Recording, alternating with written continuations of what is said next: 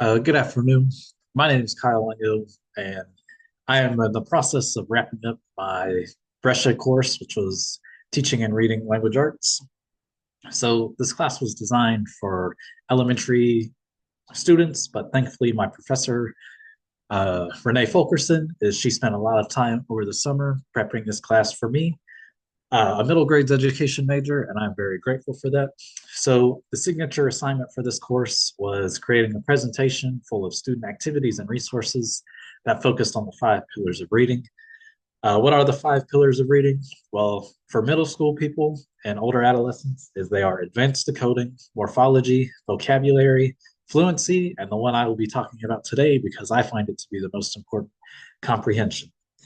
So, what is comprehension's role in literacy? Well, comprehension goes beyond decoding words. It's where students start to think critically and make predictions and find answers that maybe they're not explicitly written in the text and making conditions or making connections. So, what is comprehension to me? I think comprehension is going beyond uh, the definition of words and the connotation of words and go ahead, you piece it all together so you can understand and have deeper takeaways from pieces of literature. So I think comprehension has a lot of benefits in school. A frequent phrase that Professor Fulkerson used in the class was that elementary kids go from learning how to read to reading and able to learn. And I think that's really important because a lot of teachers think that if their students were all reading at grade level at bare minimum, is that they would be able to understand and move through lessons in a deeper and faster fashion, enabling more instruction to take place and be facilitated. And if we go ahead and consult this idea through like an educational psychology perspective, is we can go ahead and understand that with constructivism, is that comprehension allows students to build and adjust their schema that they have. And that's very important because constructivism thinks that this is one of the most important ways to facilitate learning. And another important school benefit of comprehension is that, and this has real life applications as well, is that students will spend less time reading and they'll spend more time understanding and learning and thinking deeply if you're understanding where I'm coming from. So, as I just touched on, comprehension has real life benefits. Some of these that I think are super important to note is that when it's easier, is adolescents and students will develop more stamina for reading, which is very important because in today's day and age where attention spans are getting shorter and shorter, is it makes it even more valuable to be able to go to a meeting or read emails in your inbox that number is always gonna go up, or to read a newsletter or to read the news and pick out the important information because with our shortest attention spans is we need to go ahead and find the key points, which is something I will also talk about later. And when reading's easier is there's less of a hurdle to get to engage in reading. And this will enable people to read for pleasure if they do want to go that way. I know reading is a bit of a dying hobby, but there's a reason they still print millions of books in the United States every year. And additionally, this will enable informative reading, like reading about hobbies you're interested in. Like more than likely, almost everybody is interested in something. I know personally, I love the MLB. And I read about the MLB frequently, but this goes for a variety of things, like I said, like reading newspapers or uh, building deeper understanding.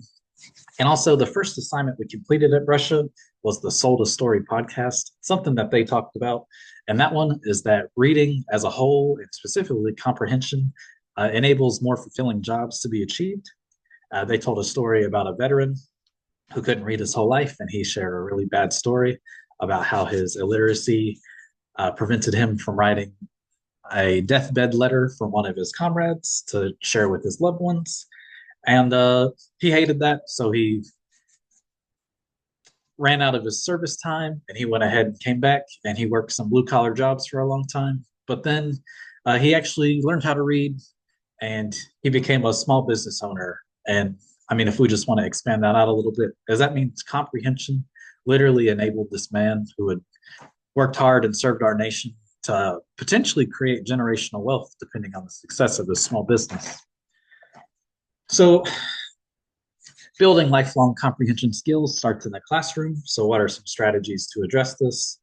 like I talked about with our signature assignment, is websites like Reading Rockets, the Florida Center for Reading Research, and many more focus on five types of comprehension. And these are making connections, sequence of events, main ideas, summarizing, and making predictions. As these are like five skills that definitely define comprehension and its ability. And some of these things is like you can see this in types of books, like with the If You Give a Mouse a Cookie or The Witch Who Swallowed a Bat, is these books really focus on sequences of events because effective storytelling is telling a story in order, and effective storytelling is essentially comprehension. So, what do we do as teachers when comprehension is falling behind or failing? Is the most important one. I've got it underlined on my notes here. Is provide students with what the goal is. Is it's really easy to be like, go read All Quiet on the Western Front, and students aren't going to do that first and foremost. But secondarily, is they're not going to take away the things that you hope they take away from it. So it's better to be like, let's look at this chapter of All Quiet in the Western Front and see how the interaction between our characters improved our understanding of what was going on, right? So providing that purpose will help students a lot.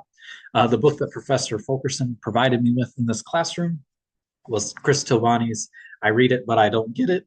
And chapters 5 and 6 really focused in on strategies for repairing comprehension lapses. So a couple of these that I really like is I think the second one I like the most is to retell what you're reading about and talking about to somebody.